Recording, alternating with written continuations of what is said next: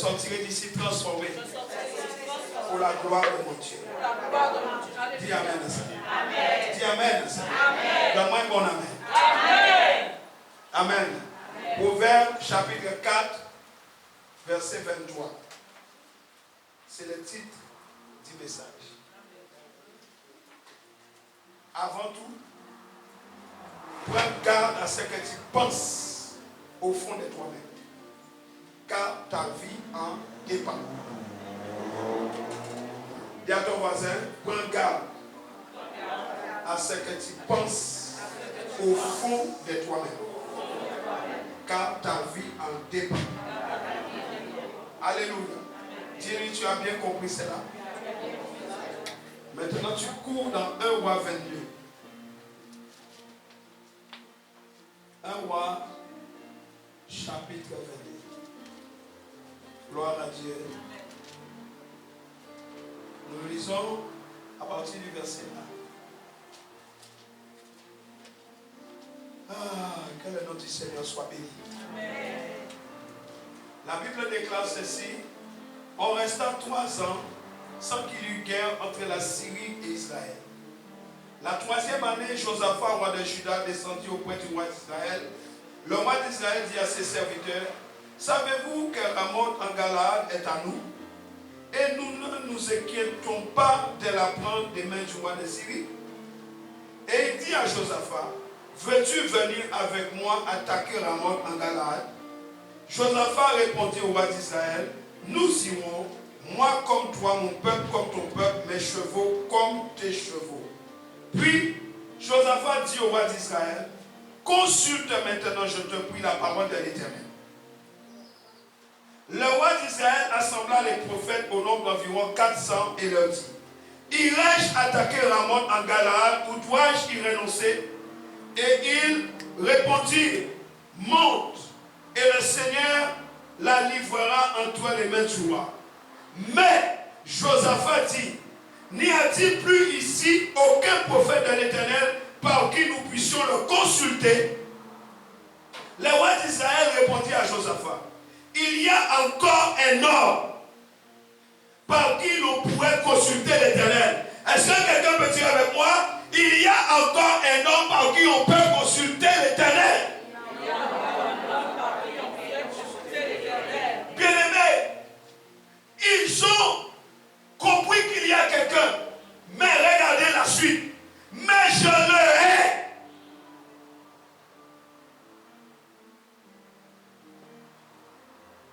Car il ne me prophétise rien de bon. Il ne prophétise que du mal. C'est Michée, fils de Shimla. Et Josaphat dit, que le roi ne parle pas ainsi. Alors le roi d'Israël appela un eunuque et dit, fais venir de suite Michée, fils de Shimla. Le roi d'Israël et Josaphat, roi de Juda, étaient assis chacun sur son trône, revêtus de leurs habits royaux, dans la place à l'entrée de la porte de Samarie. Et tous les prophètes prophétisaient devant eux. Sédécias, fils de Kenana, s'était fait des cordes de fer, et il dit, ainsi par l'Éternel, avec ses cordes, tu frapperas les Syriens jusqu'à les détruire. Et tous les prophètes prophétisaient de même en disant, monte à Ramoth en Galaad, tu auras du succès, et l'Éternel la livrera entre les mains du roi. Bien-aimé, la Bible dit, verset 13, le messager qui était allé appeler Michée lui parla ainsi. Voici les prophètes d'un commun accord prophétisent du bien au roi. Que ta parole soit donc comme la parole de chacun d'eux, annonce du bien. Michée répondit, l'Éternel est vivant. J'annoncerai ce que l'Éternel me dira. Que quelqu'un dise Amen. Amen. Lorsqu'il fut arrivé auprès du roi, le roi lui dit, Michée, irons-nous attaquer Ramoth en Galaad ou devons-nous y renoncer? Il lui répondit, monte, tu auras du succès et l'Éternel la livrera entre les mains du roi. Et le roi lui dit, combien de fois me faudra-t-il te faire jurer de ne pas me dire, de ne me dire que la vérité au nom de l'Éternel? Michée répondit, je vois tout Israël dispersé sur les montagnes comme des brebis qui n'ont point de berger. Et l'Éternel dit, ces gens n'ont point de maître, que chacun retourne en paix dans sa maison. Le roi d'Israël dit à Josaphat, ne te l'ai-je pas dit? Il ne prophétise sur moi rien de bon. Il ne prophétise que du mal. Et Michée dit, écoute donc la parole de l'Éternel.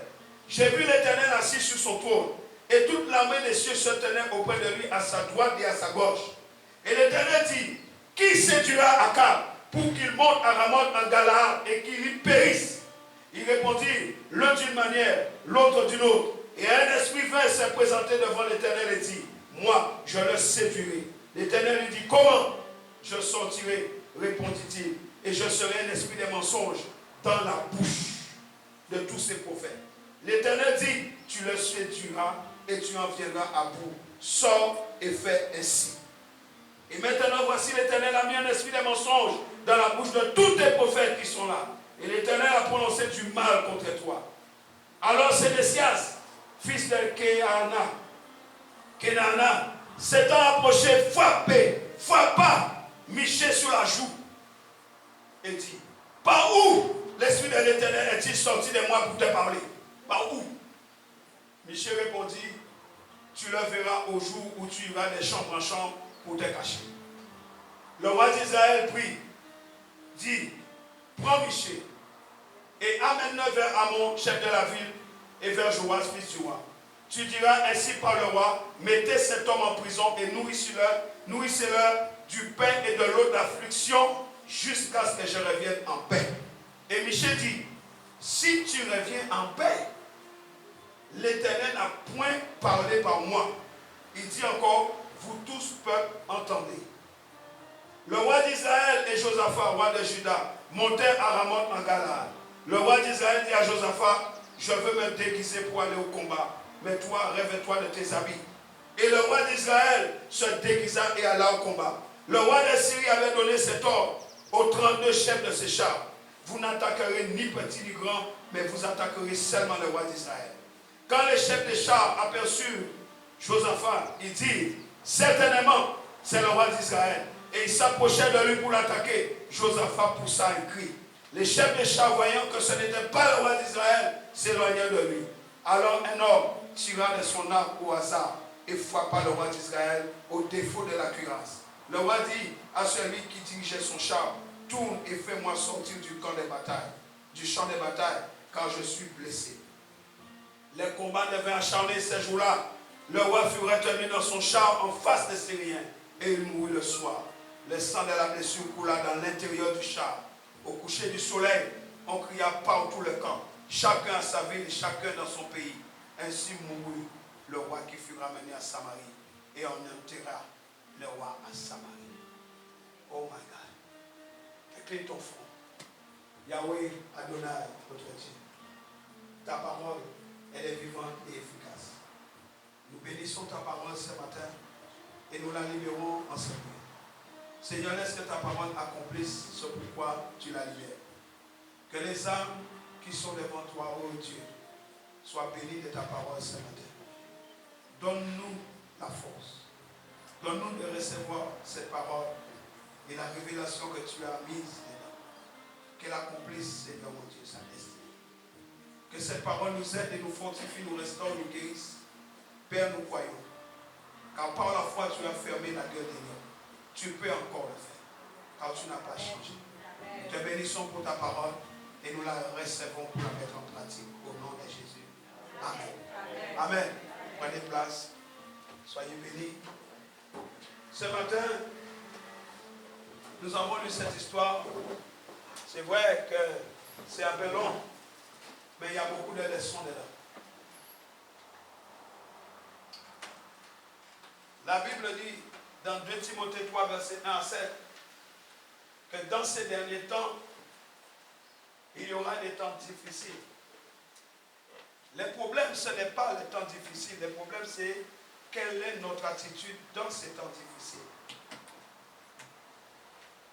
La Bible dit les hommes seront égoïstes, amis de l'argent fanfarons, ennemis des gens de bien, blasphémateurs, cruels, intempérants, calomniateurs, déloyaux, insensibles, ennemis des gens de bien, traîtres, emportés, enflés d'orgueil. Dis à ton voisin, tu t'attendais à quoi? Dis-lui, toi, tu t'attendais à quoi? C'est l'esprit de la fin des temps. Le problème n'est pas là. Le problème, c'est ton attitude par rapport à ça. Alléluia. C'est pourquoi je viens avec ce message ce matin pour t'aider à prendre garde à ce que tu penses au fond de toi-même. Quand je le répète, ta vie en dépend. Pas la vie des autres, ta propre vie en dépend. Alléluia. Nous devons apprendre comment établir les principes du royaume de Dieu. Et les principes du royaume de Dieu s'établissent par la parole des vérités. Nous voyons dans cette histoire, le roi ne voulait pas entendre la vérité. Il appelait la vérité mal. Mais il avait autour de lui que des gens qui lui disaient les mensonges.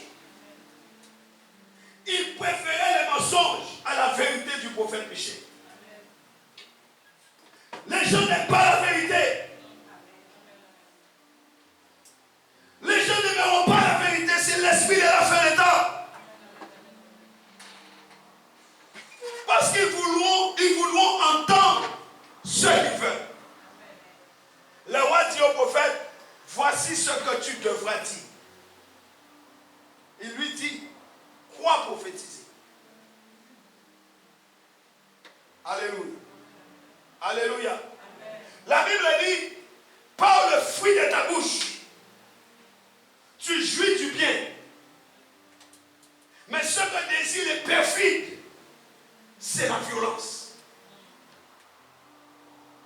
Celui qui veille sur sa bouche garde son âme.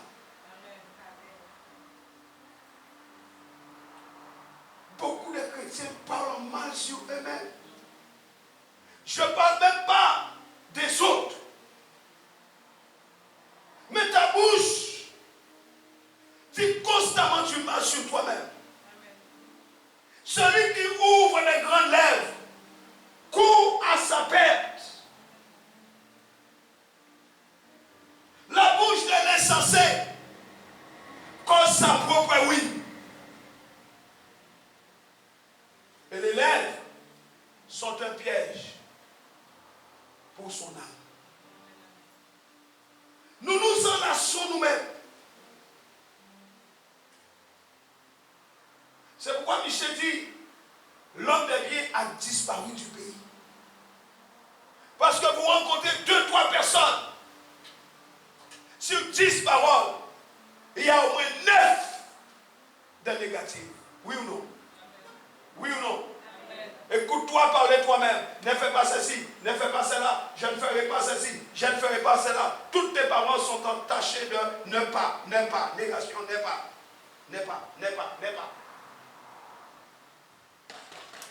Il n'y a plus de juste. Les gens ne savent plus parler. Ils se tiennent en embuscade pour verser le sang. Chacun tend un piège à son frère, à sa soeur.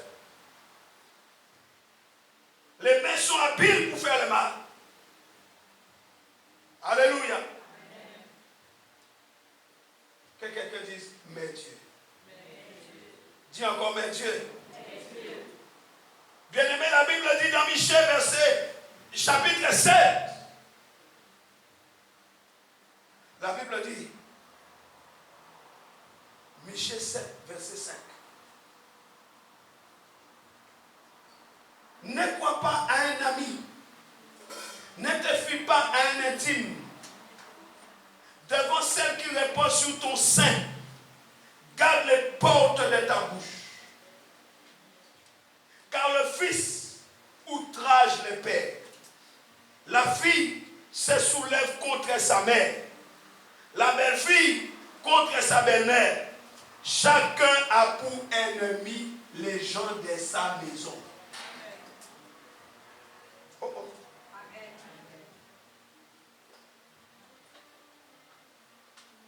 Chacun a pour ennemi qui?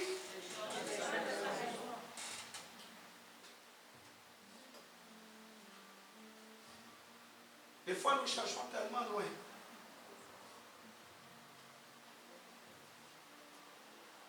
Mais Michel dit,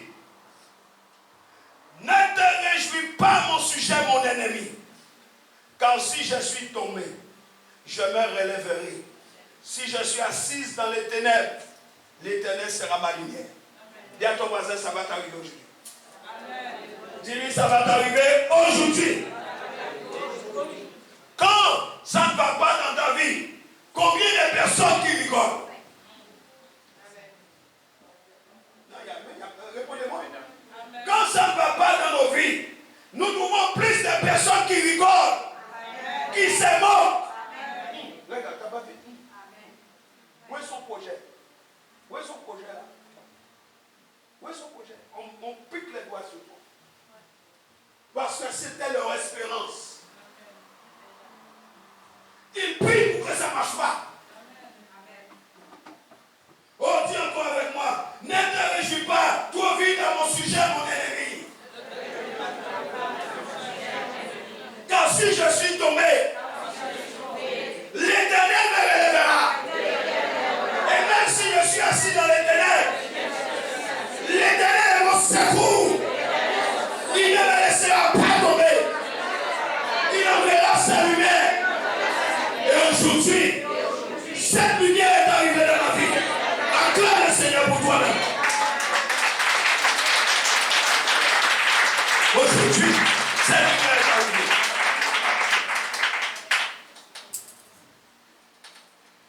Abdias, chapitre 1, verset 7 disait, tous tes alliés t'ont chassé jusqu'à la frontière. Tes amis t'ont joué. Tes amis t'ont dominé. Ceux qui mangeaient ton pain t'ont dressé des pièges. Et tu n'as pas su t'en apercevoir. Et c'est pourquoi Jésus a dit, celui qui met les pains dans les plats, c'est lui qui met le là. Abdias dit, tu n'as pas su t'en apercevoir. Dis Seigneur, ouvre mes yeux. Dis Seigneur, ce matin, ouvre mes yeux que je vois clair. Bien-aimé, la Bible est la parole de Dieu. Cette parole a été donnée aux hommes. La Bible dit, toute écriture est inspirée de Dieu et utile pour enseigner, pour convaincre, pour redresser, pour éduquer dans la justice. 2 Timothée 3,16. Dans l'Ancienne Alliance, l'Ancien Testament, Dieu parlait par la bouche des prophètes. Et c'était le moyen suprême par lequel Dieu, le Créateur, il faisait connaître à sa créature. Lui-même, il se faisait connaître.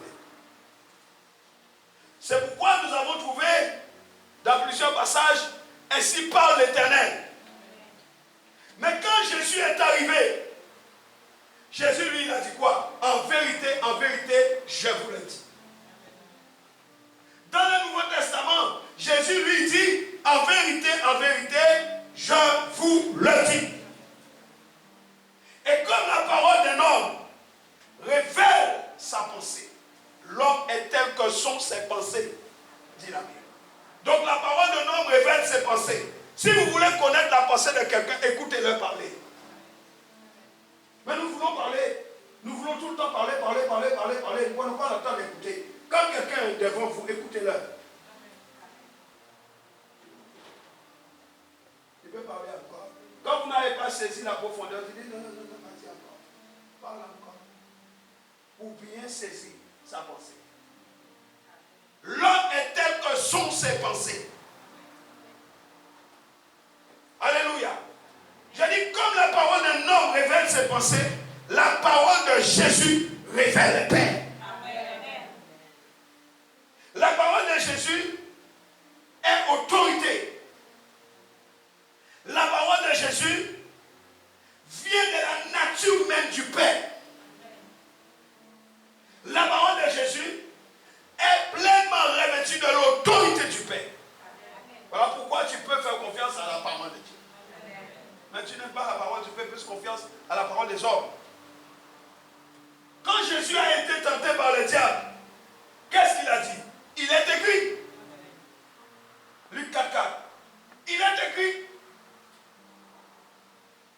La Bible ne contient pas seulement la parole de Dieu. La Bible est la parole de Dieu.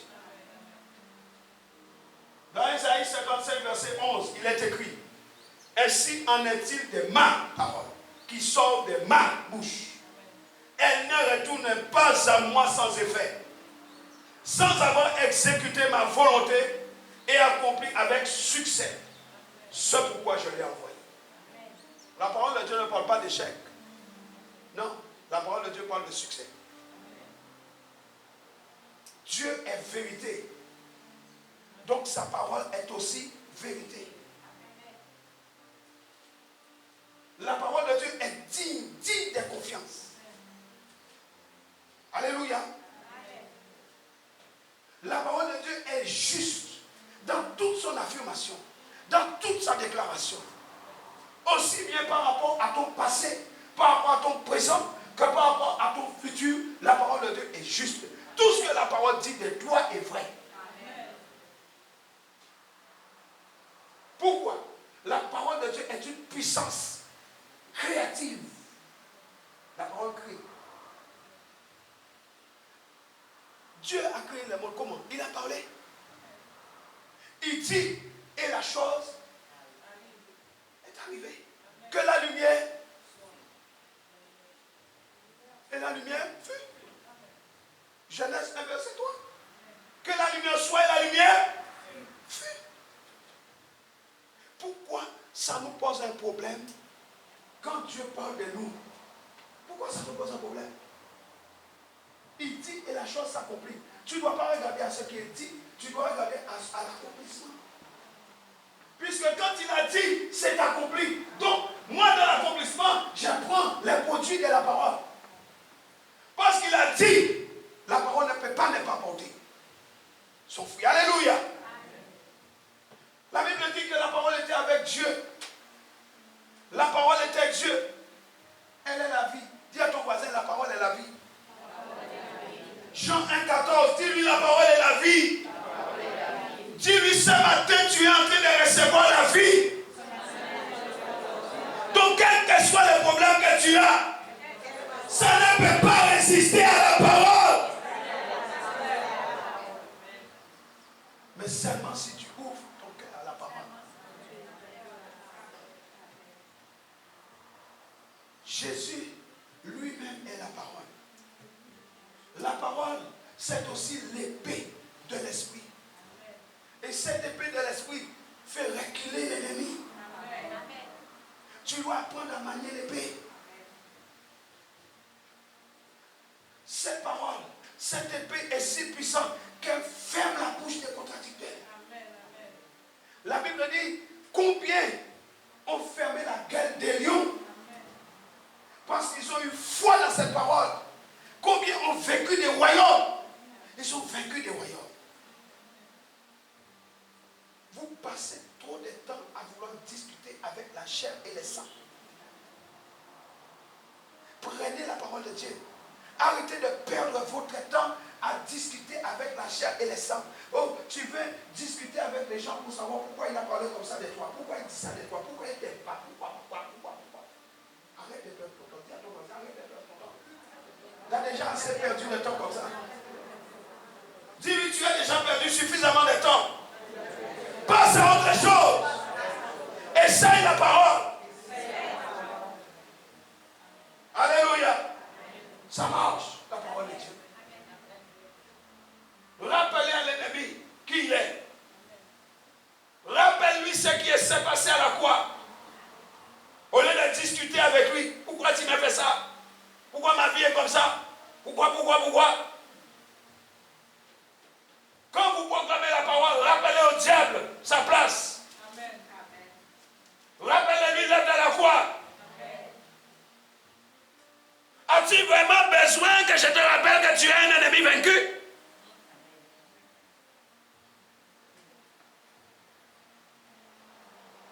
Jésus a dit, je suis venu accomplir la parole de Dieu.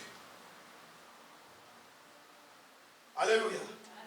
Tout ce qui était prophétisé de lui, Jésus a tout accompli. Quelqu'un m'entend? Tout ce qui était prophétisé de Jésus, il a tout accompli. Écoutez-moi, regardez-moi. Tout ce qui a été prophétisé de lui, il a tout accompli. Mais toi, tu es passé d'église en église. Tu as reçu des prophéties. Tu as tout. Et tu étais content des jours. Tu as dit, tu es béni. Alléluia. Je suis béni. Tu étais content. Et puis tu avais quoi de ça? Tu as fait quoi? Comment peux-tu vouloir accomplir ce que tu as rejeté? On t'a dit tu chanteras pour Dieu. Les jours où on t'a dit, alléluia. Oh, tu étais content. Oh. Mais tu as fait quoi de ça? On t'a dit que tu serviras Dieu. Mais oui, des jours. Mais et après? Ta Bible, tu ne lis pas. La prière, tu t'en fous. L'enseignement, je ne parle même pas. L'église, l'église. Mais regarde ta vie aujourd'hui, parce qu'on ne peut pas fuir la peine. Regarde, on ne peut pas fuir la peine. C'est irrévocable. Le problème dans le milieu chrétien, c'est qu'on aime les belles paroles. Comme les rois disaient à Michée, dis-moi ce que je vais entendre. On aime les belles paroles, mais on ne fait rien avec ces paroles. Quand tu reçois une parole, tu vas garder cette parole, mais tu dois travailler jusqu'à l'accomplissement de cette parole dans ta vie. Les jours que tu as donné ta vie au Seigneur, tu as reçu des prophéties. Tu as reçu des paroles. Mais nous ne sommes pas suffisamment vigilants. Et les diables nous volent facilement. Alléluia. Jésus a accompli toutes les prophéties qui étaient données sur sa vie. Il dit, afin que l'écriture s'accomplisse, j'ai soif. Vous entendez? Afin que l'écriture s'accomplisse, il dit, j'ai soif. Je n'ai pas soif parce que j'ai soif, mais j'ai soif pour que l'écriture s'accomplisse. Il savait qu'il fallait qu'il y ait ce dernier élément-là. Il dit, j'ai soif. Le but, c'était que pour l'écriture s'accomplisse. Tous les détails de la croix ont été respectés. Alléluia. Jésus a accompli la croix parfaitement. Ne doute pas de la croix, mon frère.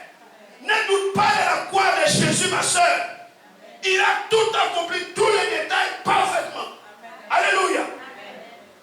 Et nous avons été créés à l'image de Dieu. Nous avons été créés à l'image de la parole, à l'image de la vérité. Dieu nous a donné une bouche pour que nous puissions parler la parole de Dieu. De tous les êtres de la création, c'est l'homme que Dieu a choisi pour lui donner la parole. Amen. Les animaux poussent des cris, à moins que toi, je me trompe. Mais je ne pense pas m'être trompé. Tu ne pousses pas des cris. Tu ne passes pas ton temps à crier, mais tu parles. Hein? Amen. Alléluia. Amen. Les animaux poussent des cris, des bruits. Mais nous avons reçu l'autorité sur la création. Oh, j'allais entendre un bon amen. Amen. J'allais entendre un bon amen. Amen. Nous avons reçu l'autorité sur la création. Amen. Dieu a confié la terre à l'homme pour gérer la terre. Pourquoi la terre te gère? Pourquoi c'est la terre qui te gère? Dieu a donné la terre à l'homme pour que l'homme puisse la gérer. La parole dans nos bouches a une puissance. Proverbe 18, verset 27 dit, la vie et la mort sont au pouvoir de la langue. Jésus dit dans Matthieu 4, 4, l'homme ne vivra pas de pain seulement, mais de toute parole qui sort de la bouche de Dieu. Mais tu as oublié ces principes. Tu as oublié que c'est la parole qui prend soin de ta vie. Tu as mis la parole de côté. Ta vie est devenue chaotique. Proverbe 13:13. Celui qui méprise la parole se perd. Mais celui qui craint le commandement est récompensé. Je suis en vie. Quand j'aurai fini de t'expliquer ta vie, je vais te dire ce que tu dois faire. Mais là, il faut que je te montre ta vie. Il faut que la lumière éclaire ta vie. Reconnais que tu as méprisé la parole de Dieu. Celui qui méprise la parole se perd.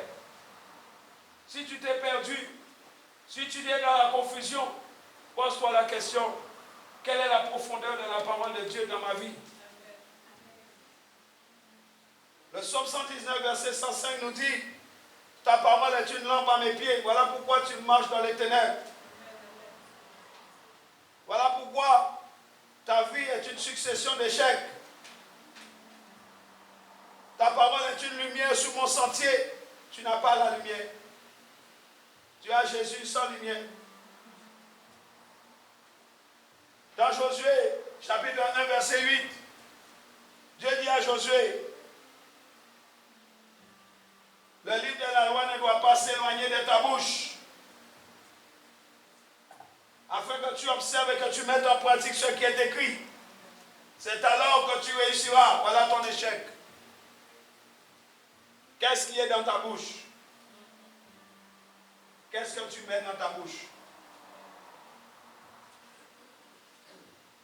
Quand nous recevons la parole de Dieu, elle vient mettre en évidence les paroles de notre bouche. Nous sommes là. J'ai dit la parole de Dieu vient mettre en évidence les paroles de nos bouches. Jésus dit quoi? Par tes paroles, tu seras justifié. Par tes paroles, tu seras condamné. Dis-moi, où est le diable là?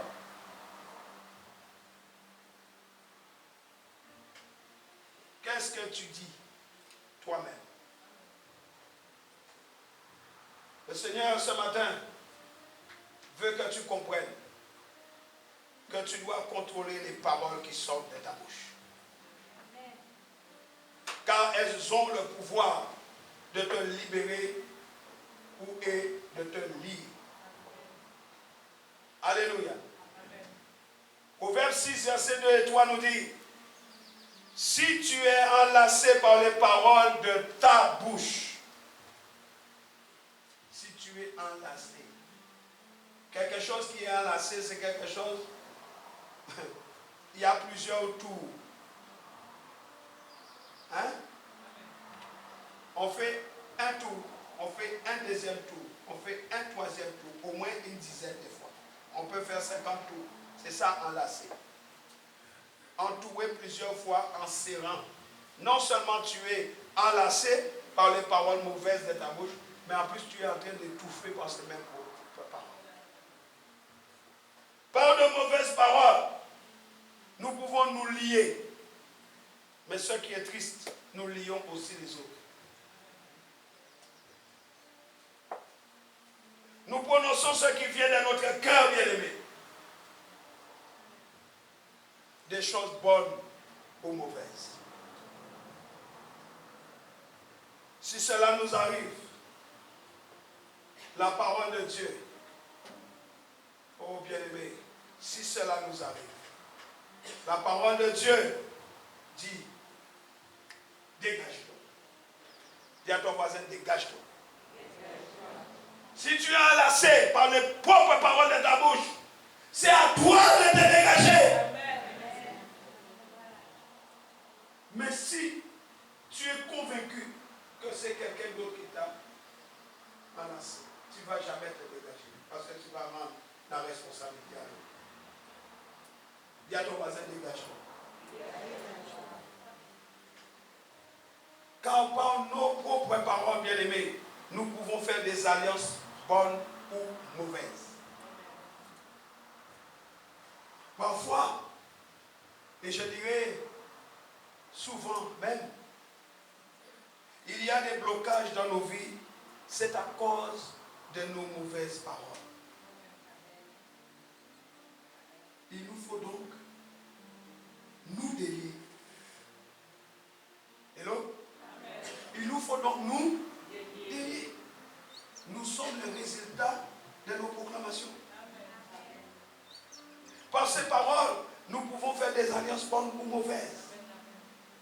Les paroles de Jésus que nous prononçons nous lient aussi. Mais la seule différence, c'est que les paroles de Jésus nous lient au Seigneur.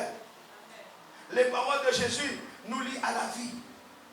Les paroles de Jésus nous lient à la liberté, à la délivrance, à la restauration. Quand nous prononçons les paroles de Dieu avec un cœur rempli de foi, un cœur qui croit, nous nous attachons plus fort au Seigneur et à ses promesses. Et nous allons voir ces promesses se réaliser très vite dans nos vies. Attache-toi à la parole. Nous avons été créés à l'image de Dieu et selon sa ressemblance. Or, l'homme créé à l'image de Dieu est esprit. Dis, je suis esprit. Car j'ai été créé à l'image de Dieu, mon Père. Bien-aimé, Dieu est esprit. Il faut que ceux qui l'adorent, l'adorent en esprit et en vérité. Donc, nous avons été créés esprit. Amen. Ne redescends pas dans la dimension de la chair. Amen. Dis, je suis un esprit qui a une âme, qui habite dans un corps. Dis encore, je suis un esprit. Je possède une âme qui vit dans un corps. Ce n'est pas ton corps qui t'est couvert. Ce n'est pas ton âme. C'est l'esprit. L'homme est un esprit qui fonctionne selon les mêmes principes de Dieu. Dis, j'établis dans ma vie le fonctionnement du royaume.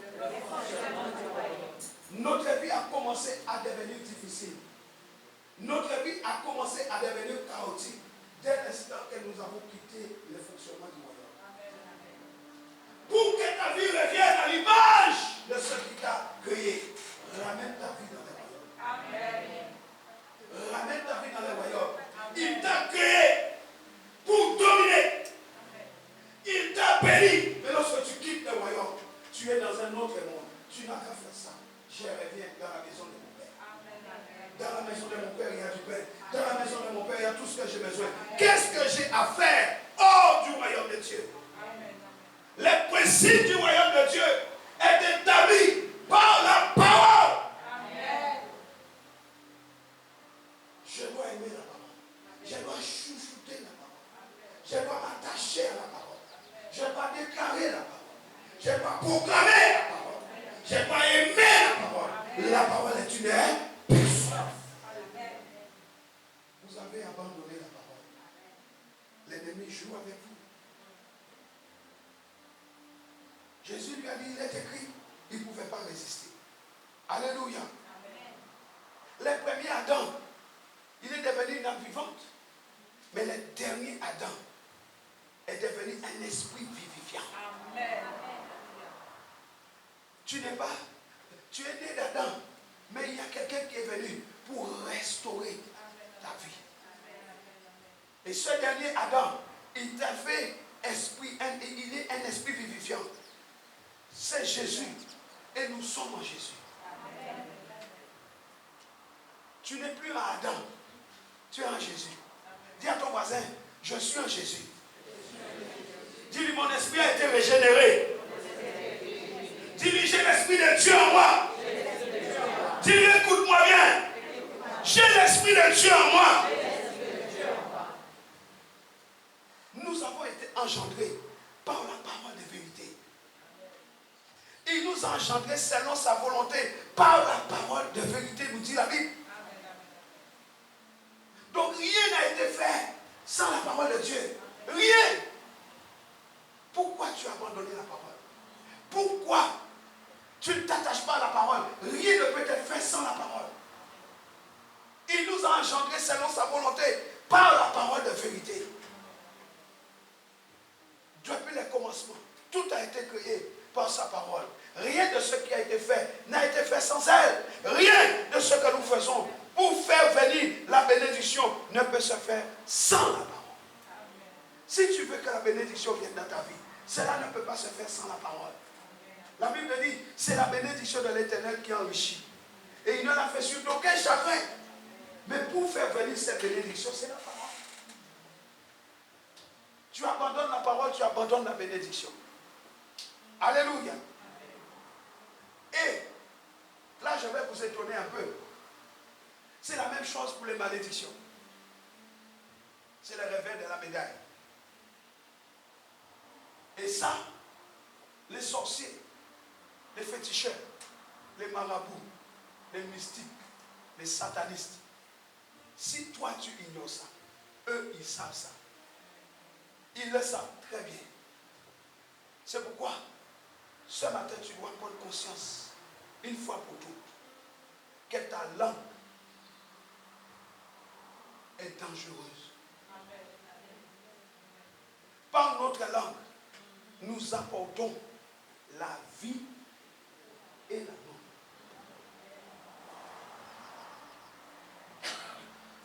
Par ta langue, tu apportes soit la vie, soit la mort. Comprends-tu cela? La vie pour toi-même et aussi la vie pour les autres. La mort pour toi-même et aussi la mort pour les autres. Notre langue a un immense pouvoir.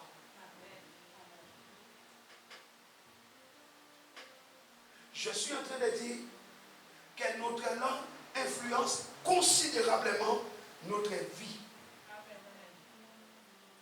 sur cette terre-là. Je suis en train de dire que ta réussite ou ton échec dépend de ta bouche. Ta réussite ou ton échec dépend de ta bouche.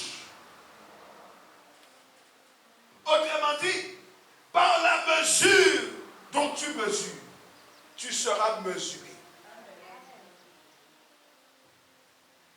Autrement dit encore, c'est ce que tu sèmes que tu récoltes. Tu ne peux pas passer ton temps à dire du mal sur toi pour t'attendre au succès.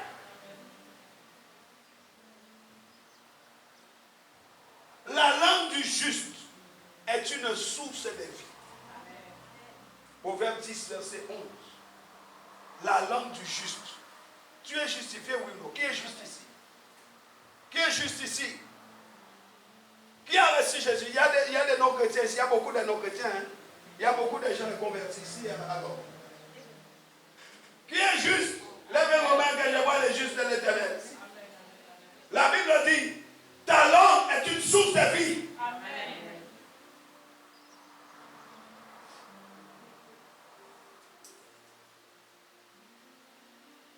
Et il dit, mais la violence couvre la bouche des méchants. En fonction de ta bouche, tu qualifies ton camp. Proverbe 18, 20. C'est du fruit de sa bouche que l'homme rassasie son corps. Quelqu'un m'entend? Du fruit de sa bouche que tu rassasies ton corps. Regarde ton corps.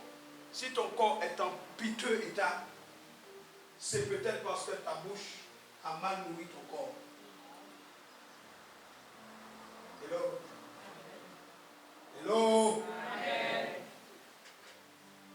Quelle nourriture tu as donnée à ton corps par ta bouche?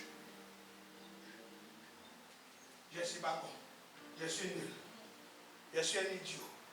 Je suis un imbécile. Je suis un raté. Je suis ceci. Et quand tu regardes, tu es devenu tout ce que tu as dit.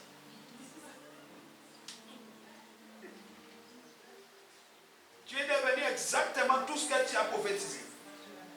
Un idiot, un raté.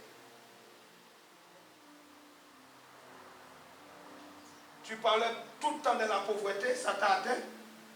la misère t'a atteint, t'es fauché, comme tu as dit.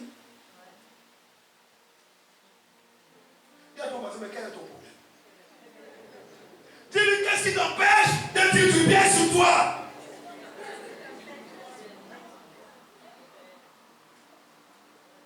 Jésus dit, ce qui sort de la bouche vient du cœur. C'est ceux qui souillent. Il dit que le mal est à l'intérieur et qui sort par la bouche. C'est pour cela que nous devons veiller sur notre cœur. Le mal est dedans. C'est dans le cœur. Et ça sort ici. Garde ton cœur. Plus que toute autre chose. De lui. De lui. De lui.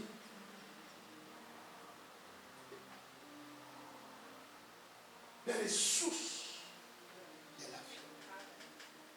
Tu te rends compte? Les sources de la vie, c'est trop ici. Non, tu ne comprends pas. Les sources de la vie, c'est tout dans notre cœur. Ça veut dire que tu peux donner la vie. Les mamans, vous connaissez ça, puisque vous avez mis des enfants au monde. Les sources de la vie, ici. Mais si vous êtes tout le temps amer, si vous êtes tout le temps rempli d'anxiété, rempli de frustration, rempli de jalousie, rempli de haine, vous vous détruisez.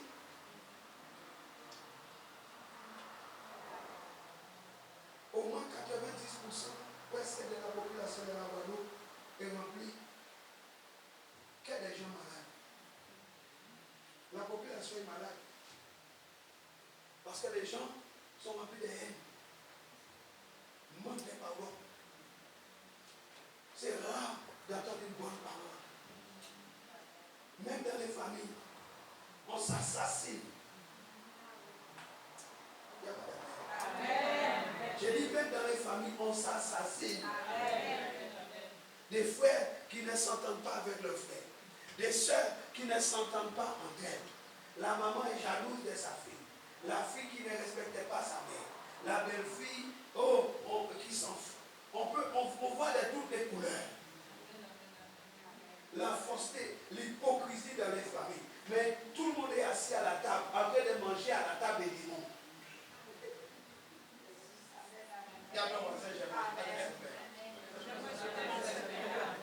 Quand tu es assis à la table des démons en train de manger les pains sacrifiés aux idoles, c'est ça. Tu es assis à la table des démons, personne ne s'entend. Il n'y a aucun qui dit, oh bien-aimé, avant de mettre la main dans les plats, est-ce que nous pouvons nous répartir? Personne, même les chrétiens. Tu es chrétien, tu manges à la table, tu regardes la viande comme ça, là, tu dis, non! Arrête-toi, dis non. Personne ne touche les plats. Nous allons bénir avant. Tu te lèves comme un soldat de Dieu. Tu dis, nous allons bénir. Oh, mon pasteur, tu sais, mon frère n'est pas converti, on s'en fout.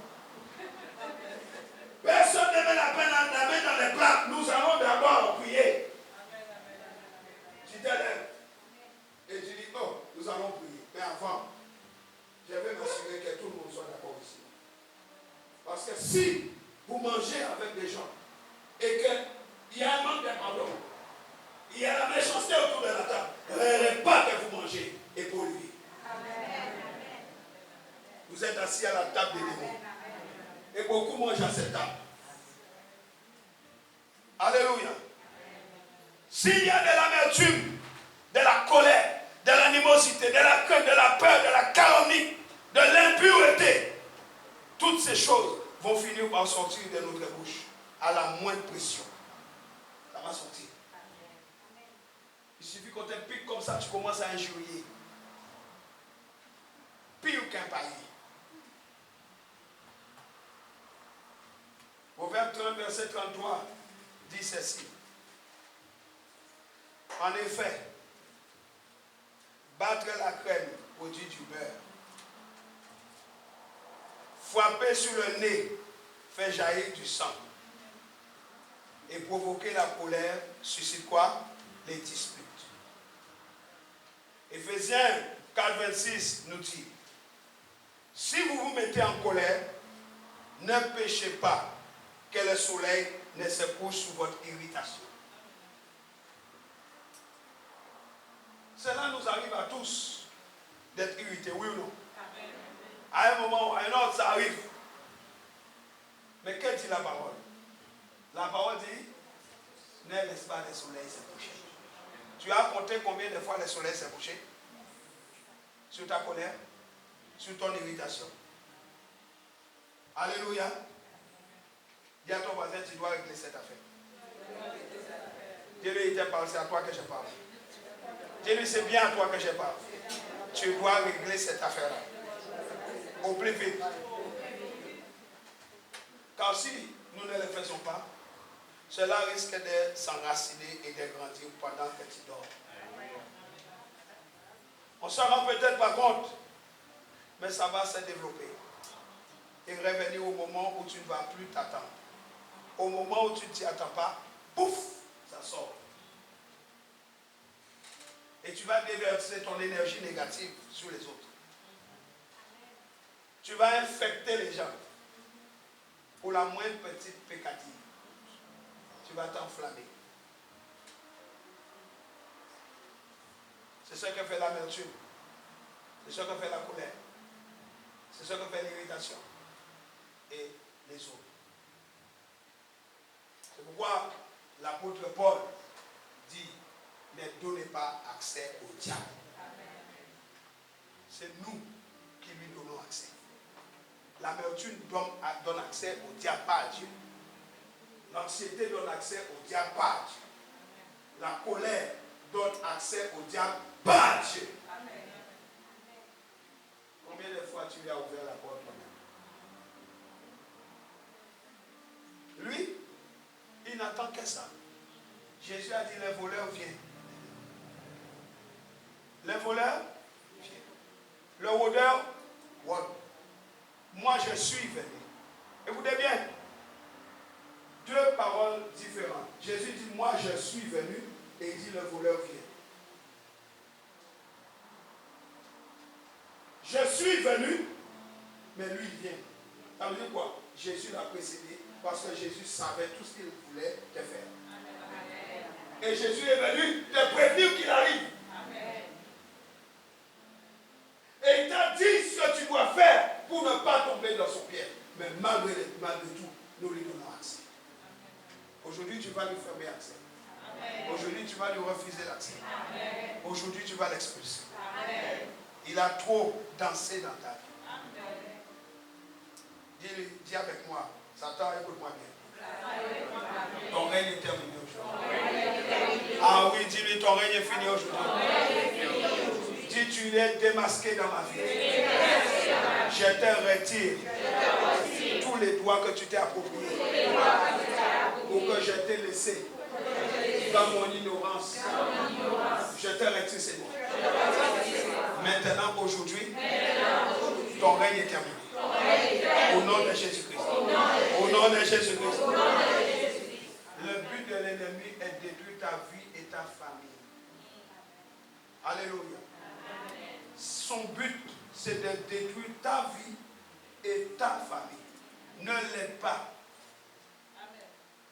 La bouche de l'impie veut exterminer son prochain. C'est ce que nous dit Proverbe 11, verset 9. La bouche de l'impie veut exterminer son prochain. Mais les justes sont délivrés par la connaissance. Amen. La parole que tu reçois aujourd'hui, c'est la connaissance. Or, il est écrit, tu connaîtras la vérité. Jean 8, 32. Tu connaîtras la vérité. Et la vérité fera de toi un homme, une femme libre. Dis avec moi, la connaissance que je reçois ce matin me libère. Je reçois la connaissance et je suis libéré au nom de Jésus. Alléluia.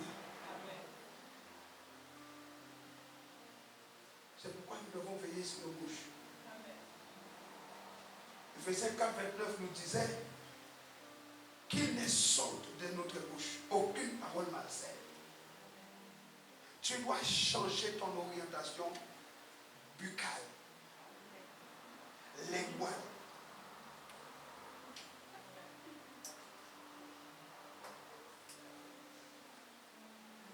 Si ta langue est sale, quand tu arrives à la maison, tu prends un verre, tu mets le sang de Jésus et tu arraches la langue, tu mets dedans.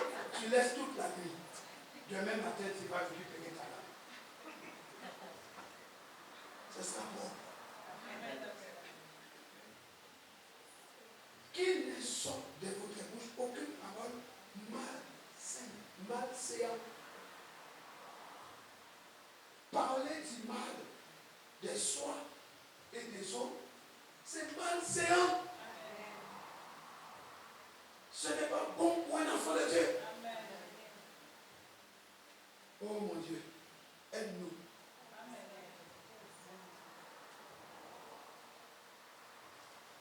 Vous n'avez jamais rencontré des gens qui ne savent pas dire merci. Vous n'avez jamais rencontré cette catégorie. Des gens qui ne savent jamais dire merci. Des gens qui ne sont pas reconnaissants. Mais pourquoi c'est compliqué? La Bible dit soyez reconnaissants. Nous devons être fils de notre Père. Jésus a guéri 10 lépreux. Un païen est revenu. Les 9 juifs ne sont pas revenus. Jésus a dit, y a-t-il que ces païens pour revenir?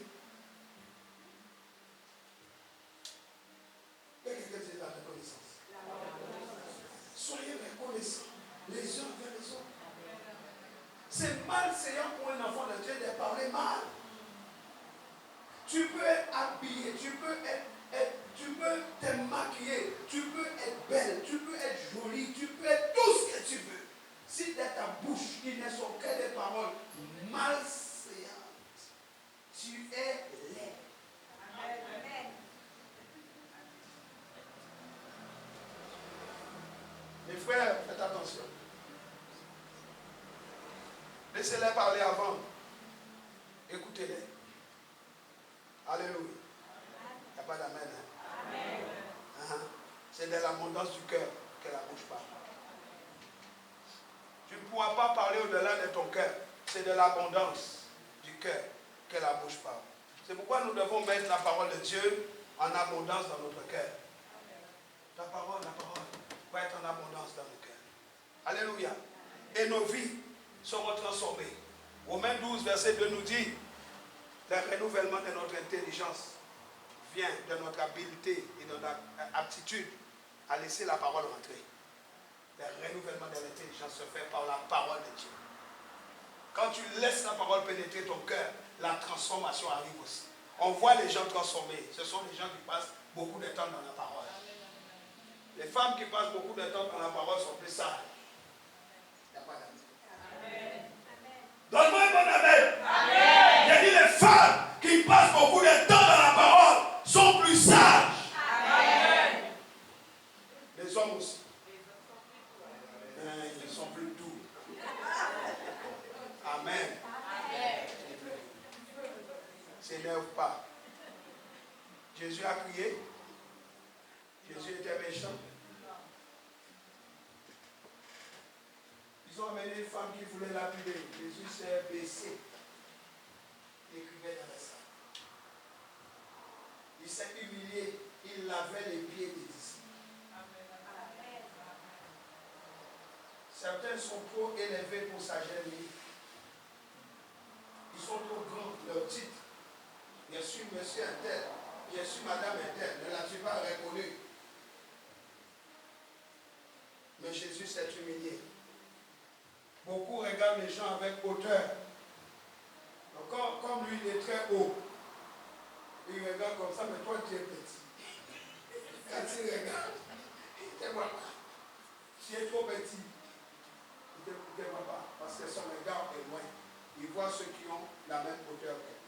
Tu as compris ce que je dis? Tu comprends ce que je dis? Tu es trop petit. Il est petit.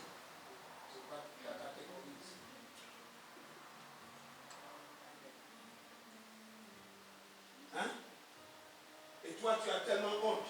Tu dis, je ne peux pas rester là. Je ne peux pas rester ici. Et tu fuis. Tu fuis parce que tu te sens trop minuscule par rapport à ces gens-là. Et tu vas aller, même dans les restaurants que tu viens manger avec ta femme, avec tes enfants, avec ta famille, tu regardes comme ça.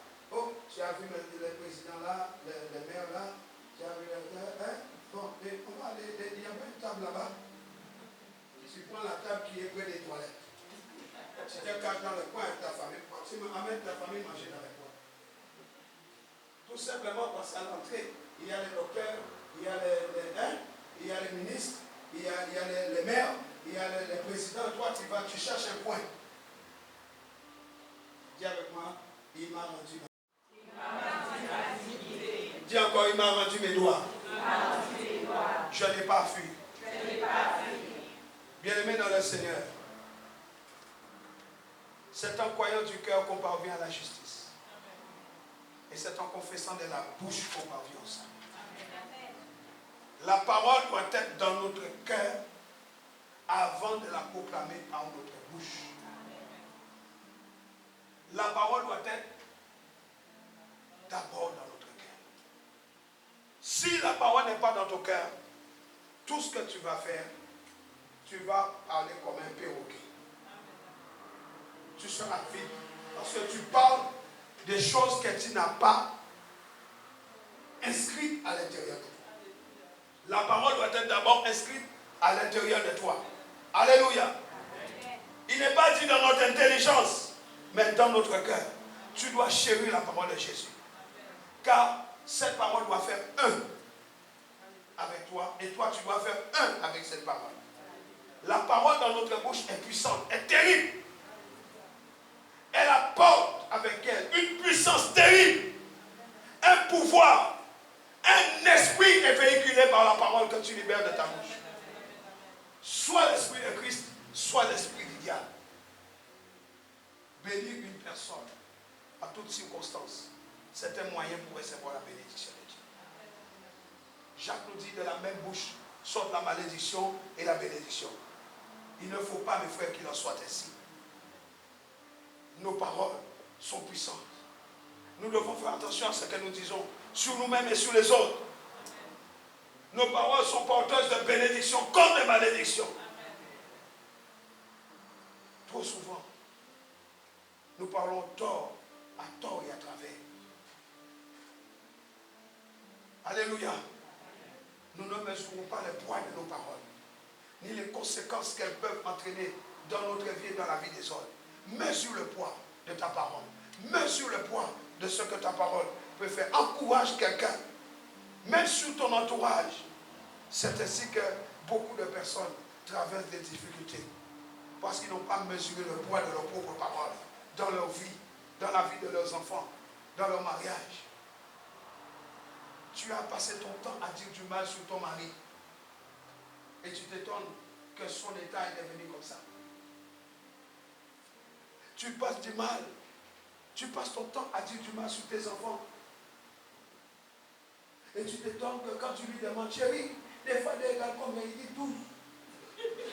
Et tu veux les tuer. Pourquoi tu veux les tuer? Il ne tient rien. Là. Parce que tu as bousillé sa mémoire en le traitant de con tout le temps. Il prend sa charge à l'école et toi à la maison, tu lui donnes le reste. Con à l'école, con à la maison. Con partout.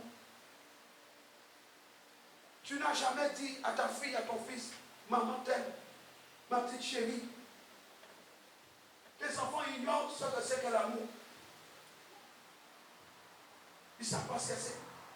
Il dit, chérie, tu peux écrire amour, il met 4 M.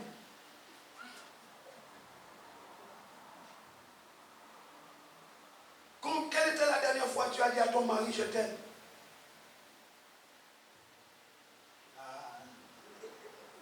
Il fait combien de degrés ici?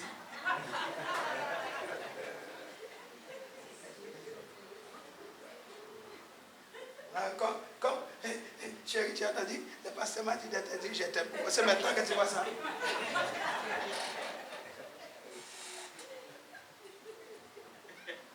J'ai dit, de l'abondance du cœur, la bouche parle. Lui dire ça comme ça veut rien dire. Ça doit être d'abord là. Mes frères disent la vie des perroquets, ça suffit. Les hommes mariés disent la vie des perroquets, c'est bon. La vie des legs. Ah, Seigneur, fais-nous grâce. Beaucoup de personnes traversent des difficultés, frères et sœurs. Nous devons être conscients de cela. Leurs paroles négatives se sont réalisées. Toutes les difficultés que tu vis, c'est parce que les paroles négatives que tu as proclamées se sont réalisées. Beaucoup d'enfants de Dieu vivent des difficultés aujourd'hui parce qu'ils disent des choses qu'ils ne devraient pas dire. Tu pourrais éviter beaucoup de situations négatives simplement en changeant ta façon de parler. Dis avec moi aujourd'hui. Je change ma façon de parler. Dis aujourd'hui. Je donne une nouvelle orientation à mes pensées, à mon intelligence, à ma façon de parler. Je ne vais plus parler comme avant, mais je viens m'enlacer avec la parole de Dieu. Nous mangeons tôt ou tard le fruit de nos paroles. Lorsque nous plantons des graines, quelques temps plus tard, nous mangeons les fruits. Alléluia. Si nous semons des graines de mangue, tu t'attends à quoi? Plus tard, tu auras des manguiers qui vont te donner des mangues. Alléluia. Il devient essentiel de planter les bons types de graines dans ton jardin. Ton cœur, je parle. Plante les bons types de graines. Si tu plantes des graines de colère, ne t'étonne pas. Si tu plantes des graines d'échec, ne sois pas étonné. Si tu plantes des graines de maladies, des cancers, ne t'étonne pas. Toute ta vie, tu parles que de diabète, c'est ton trophée. Oh, alléluia. Tu es content.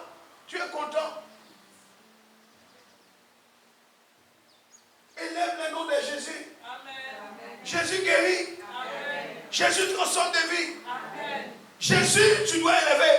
Amen. Tu élèves ton problème tous les jours. Mon problème, ma situation, ma vie, ma chienne de vie.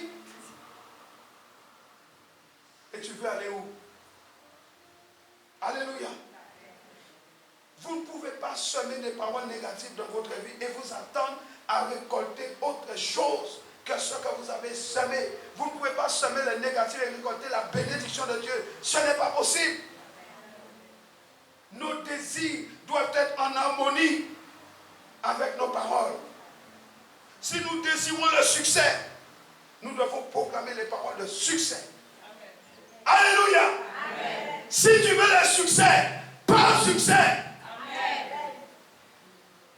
Arrêtez de parler des fêtes toute la journée pour vous attendre à la victoire. S'il sort de votre bouche de mauvaises paroles, ne vous attendez pas à recevoir les bénédictions de Dieu. Dieu a séparé les camps en deux. Il a dit sur celui-là, les monts Ebal, les monts Garizim, sur quelle montagne es-tu monté? Si tu es sur la montagne de malédiction, il n'y aura que les portes fermées. Mais si tu es monté sur la montagne de grâce, la montagne de bénédiction, alors tu peux t'attendre à voir la bénédiction de Dieu dans ta vie. Dieu a dit, sépare le camp en deux, Ebal et Garizim, et tu proclameras la malédiction sur une montagne, la bénédiction sur l'autre montagne. Tous ceux qui étaient là où il y avait la malédiction, oh bien-aimés, ils ont eu que la malédiction. Tous ceux qui étaient sur la montagne de bénédiction, ils ont reçu que la bénédiction de l'Éternel. Ce matin, j'ai envie de te dire, sur quelle montagne tu es monté? Tu as établi ton campement dans la vallée. De quelle montagne? Ebal ou Garizim?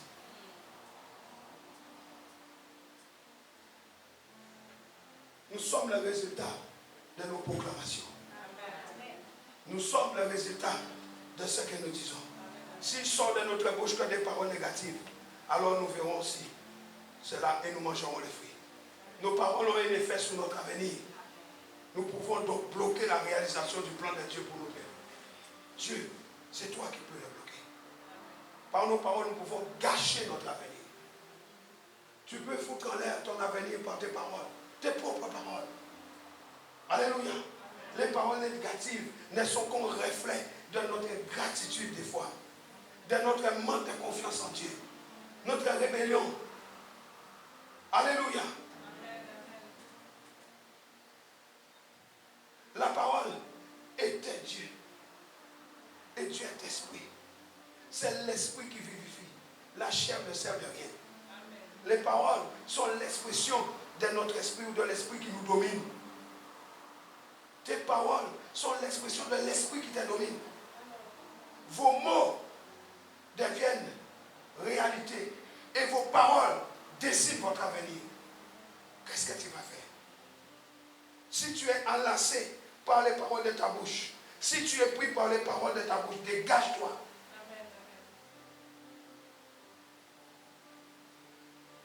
Si tu as un esprit de dispute, ça va s'entendre. J'ai dit, nous pouvons être animés par un bon ou un mauvais esprit. L'irritation et la colère ne viennent pas de l'esprit du Christ, mais par l'esprit de dispute. Ils sont rebelles à la vérité. Les esprits de dispute sont rebelles à la vérité. Ils obéissent à l'injustice. Alléluia.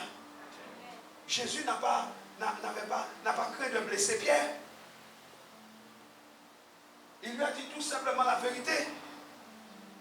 Parce qu'il a discerné que Satan était derrière les paroles de Pierre. Nous devons veiller sur nous-mêmes. Vous êtes tout le temps dans les sentiments. Oh, dans les afflictions. Il n'est même pas parce que tu veux entendre ce qu'on veut parce que tu veux entendre ce que tu veux. Et dès qu'on ne te dit pas ce que tu veux, tu te fâches. Pierre a dit à Jésus, je ne te laisserai pas mourir. Mais Pierre ne faisait pas la volonté de Dieu. Pierre était sous l'influence de Satan. J'ai dit, Dieu, arrière de moi Satan, parce qu'il a discerné que ce que Pierre dit là, ce n'est pas la vérité. La parole de Dieu est la vérité. Alléluia. Parfois, par affection pour les autres, nous ne voulons pas lâcher. Nous ne voulons pas dire la vérité. Nous craignons de les affecter. Oh, si je lui dis, il sera blessé. Si je lui dis, il sera blessé. Si je lui dis, il sera blessé. Écoute-moi bien. Chaque fois que tu viendras ici, tu entendras la vérité. Moi, je te dirai la vérité. Je n'ai rien à cacher. Je te dis la vérité. Pourquoi? Parce que c'est ça que Dieu demande. La vérité libère, les mensonges engloutis. Nous mettons tout simplement un obstacle à la volonté de Dieu pour la vie des gens à qui nous ne voulons pas dire la vérité. Dites la vérité. Si ton fils a volé l'ordinateur de la voisine, dis, remène l'ordinateur. Mais tu ne t'assieds pas toi-même en regardant dans l'écran de la télévision qui a été volé à digital. Vous êtes tous dans les salons, les gens m'envoient, cacahuètes. Vous êtes assis et vous regardez à la télé, une télé qui a été volée. Ah, Seigneur. Mais ça n'arrive pas ici, hein, parce que vous êtes gentils. Vous êtes gentils, hein? Alléluia. Bien-aimés dans le Seigneur, l'esprit auquel nous soumettons notre langue aura autorité sur notre corps et sur notre vie. Je voudrais que tu comprennes ça bien ce soir. L'esprit auquel nous soumettons notre langue aura autorité sur notre corps et sur notre vie.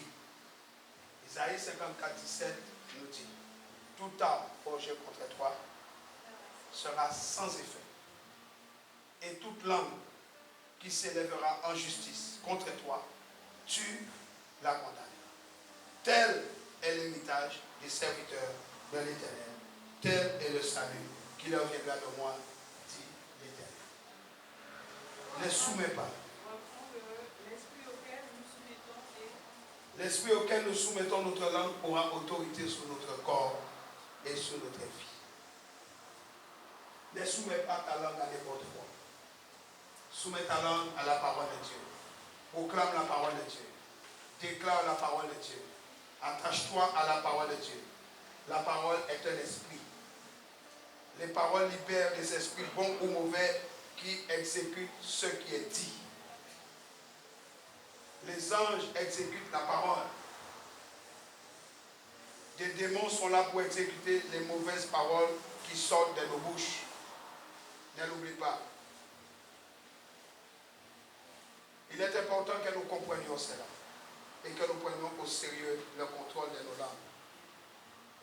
Le Saint-Esprit bien-aimé est libéré par la parole de Dieu. Car Dieu est toujours derrière sa parole. La Bible dit au commencement, l'Esprit de l'Éternel s'est mouvait au-dessus des eaux. Tant que la parole n'était pas sortie, l'Esprit n'a pas agi. L'Esprit de Dieu est libéré par la parole. Vous voyez, quand je libère la parole de Dieu, l'Esprit de Dieu est là. Je sais qu'il est là. Parce qu'il est libéré par la parole. L'Esprit agira sur la parole qui a été donnée. Si vous mettez votre foi dans cette parole, l'Esprit de Dieu est capable de ramener votre vie. L'Esprit de Dieu est capable de vous délivrer. L'Esprit de Dieu agit sur la parole de Dieu. Alléluia. Par nos bouches, nous pouvons apporter la vie, la paix et même la guérison du corps. La sanctification vient par nos bouches. 1 Timothée 4, verset 5. Parce que tout est sanctifié par la parole de Dieu. Sanctifie-les par ta parole. Nous sommes sanctifiés par la parole de Dieu. Comme nous recevons la parole nous sanctifie. Plus je comprends la parole de Dieu, plus les choses deviennent claires et précises dans mon esprit. Plus ma foi est claire, plus la parole sera puissante pour libérer l'Esprit de Dieu et mettre les anges de Dieu en action. Ils sont les esprits de Dieu à son service pour notre salut, pour nous bénir. Tu dois permettre aux anges de Dieu de travailler en ta faveur. Et les anges de Dieu travaillent en ta faveur lorsque l'Esprit de Dieu est libéré par la parole. Ils peuvent travailler en ta faveur. Tu dois revoir ce que ta bouche déclare. Alléluia. Amen. Dieu confirme toujours sa parole par des signes, par des prodiges. Notre foi vient de ce qu'on entend. Et ce qu'on entend vient de la parole. Ainsi nous pouvons grandir. Romains 10. Nous pouvons grandir. Je voulais dire à quelqu'un ce matin, peu importe comment tu es rentré, il y a une chose qui compte pour toi. Est-ce que j'ai reçu cette parole de mon cœur? Ce qui était dans mon cœur qui m'a amené, est-ce que je l'extime pour faire rentrer la vie? Tout ce qui était dans mon cœur, qui n'était pas conforme à la parole, c'était amen. Tu dois l'enlever. Tu dois l'enlever pour laisser la place à la parole de Dieu. Je te dis que la parole de Dieu, c'est une personne. Je te dis que la parole de Dieu, c'est la vie. Je te dis que la parole de Dieu, c'est l'esprit. Maintenant, nous allons partager les repas du Seigneur. Jésus a dit, celui qui mange ma chair et qui boit mon sang, celui-là reçoit la vie. Ne regarde pas ça physiquement. Regarde ce qui se passe au niveau spirituel. C'est la vie que tu prends. En prenant ceci, c'est la vie qui rentre. Les choses qui étaient mortes peuvent reprendre vie. Je ne parle pas seulement physiquement, je parle moralement. Je parle physiquement, je parle moralement, je parle spirituellement, je parle émotionnellement, je parle sentimentalement, à tous les niveaux. Tout ce qui était mort en toi, en prenant ses pains